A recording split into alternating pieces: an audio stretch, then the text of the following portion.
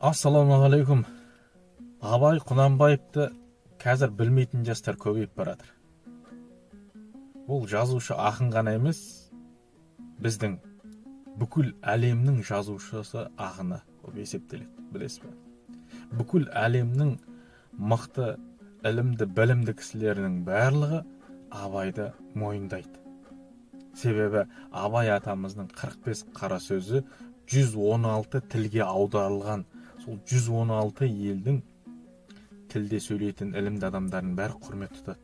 Оның мүсіні Абай атамыздың мүсіні. Стамбулда, Москвада, Тегеранның ұлттық кітапханасының алдында, Будапештте, Францияда, Пекинде, Каирде, Ташкентте бар. Ал Германияда Абай атында көше бар. Сіз осыны білесіз бе?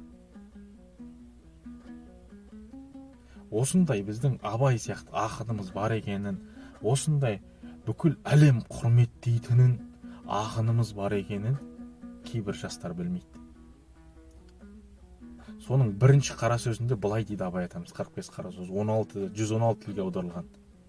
Біз бұл жасқа келгенше жақсы өмір сүрдік пе, жаман өткіздік пе, әйтеуір бірталай өмірімізді өткіздік дейді. Алыстық, жұлыстық, айтыстық, тартыстық, әурешілікті көре келдік дейді сол кезде. Енді жер ортасы жасқа келдік. Қажыдық, жалықтық, қылып жүрген ісіміздің баянсызын, байлаусызын көрдік. Бәрі қоршылық екенін білдік дейді. Ал енді қалған өмірімізді қайтып не қылып өткіземіз? Соны таба алмай өзімде қайранмын дейді ғой. Негізі есті адам, ойланатын адам осындай ойға келеді жер ортасы жасқа келген кезде. Мына өмірдің жалған екенін, өтіп кететінін, өмірінің көбісі өтіп кеткенін түсінеді. Сөйтіп Абай атамыз не істеймін дейді, ел бақсам ба дейді. Жоқ дейді, ел бағар жайым жоқ дейді. Бағусыз дертке ұшырайын деген кісі бақпаса, не албыртқан, көңілі басылмаған жастар бағамын демесе, бізді Құдай сақтасын дейді. Ойлаңызшы. Билікке қызықпаңыздар. Абай қызықпаған себебі. Мал бақсам ба дейді. Жоқ дейді, баға алмаймын. Балаларым өзіне керегін өздері бағып алсын дейді. Енді қартайған шағымда қызығын түгел көре алмай тұғын. Ұры, залым, тілімсектердің азығын бағамын деп, қалған өмірімді құрбан ете алмаймын дейді. Қорғылар жайым жоқ дейді қалған өмірімді. Ойлаңыз. Біз болсақ ше, жан алғымыздан шыққанша мал деп, Алла беріп атқан малды садақаға да бере алмаймыз, зекетін де бере алмаймыз. Мал бағар жайым жоқ дейді. Ғылым бақсам ба дейді. Жоқ дейді. Ғылым бағар да, ғылым сөзін сөйлесер де адам жоқ. Білгеніңді кімге үйретесің дейді. Білмегеніңді кімнен сұрарсың дейді. Елсіз, күнсіз де кездемен жайып салып, қолына кезін алып отырғанның не пайдасы бар? Мұңдасып, шер тарқатсар кісі болмаған соң, ғылымның өзі бір тез қартайтатұғын күйік дейді. Ойлаңызшы.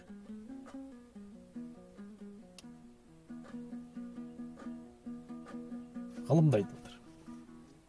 Софылық қылып дін бағу дейді. Енді молда болсам ба дейді. Жоқ дейді. Ол да болмайды дейді. Ойлаңыз. Оған да тыныштық керек дейді. Жанның тыныштығы керек та молда болу үшін. Не көңілде, не көрген күніңде бір тыныштық жоқ. Осы елге, осы жерде не қылған сопылық дейді. Ойлаңызшы.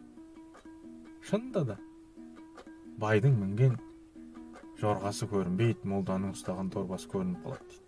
Қазір ең жек сұрын адамдар молдалар, білсеңіздер. Балаларды бақсам ба дейді. Жоқ дейді. Баға алмаймын дейді. Бағар едім. Қалай бағудың мәнісін де білмеймін дейді. Абай атамыз ойлаңызшы. Не болсын деп бағам дейді. Қай елге қосайын, қай харекетке қосайын. Балаларының өзіне ілгері өмірінің, білімінің пайдасын тыныштықпенен көрерлік орын таппадым дейді. Көрерлік орын таппадым жоқ дейді. Қайда бар деп, не қыл дерімді біле алмай отырмын. Не бол деп бағам балаларымды дейді. Абай атам. Оны да ермек қыла алмадым дейді. Шын, қазір не бол дейсің балаңа? Кім бол дейсің? Айнала парақор, қайқа барсаң да. Қиын. Қазір Абай атамыздың кезінен де қиын болып кетті. Ақыры дейді. Ойландым, осы ойыма келген нәрселерді қағазға жаза берейін, ақ қағазбен қара сияны ермек қылайын. Кім ішінен керек сөз тапса, жазып алсын, я болмаса оқысын. Ал керек жоқ десе, өз сөз өзімдікі дедім де, ақыры осыған байландым. Енді мұнан басқа ешбір жұмысым жоқ дейді. Мәне. Ұлы Абай ақынның, Абай жазушының 45 қара сөзінің ең бірінші қара сөзі осындай.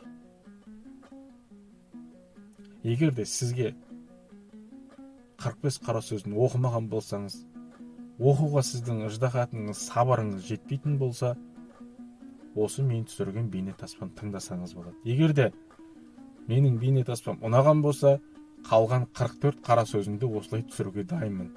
Бірақ сіздерден қолдау керек. Түсір дейтін болсаңыздар, комментарияға жазып кетіңіздер, пікір қалдырып. Қолдаймыз, 44 қара сөзін түсіріңіз деп жазып кетіңіздер. Каналға тіркелуді ұмытпаңыздар. Еліміз аман, жұртымыз тыныш болсын, сауатты қазақтар көп болсын. Енді Абай туама, тумайма, бір Алла білсін. Аман болыңыздар.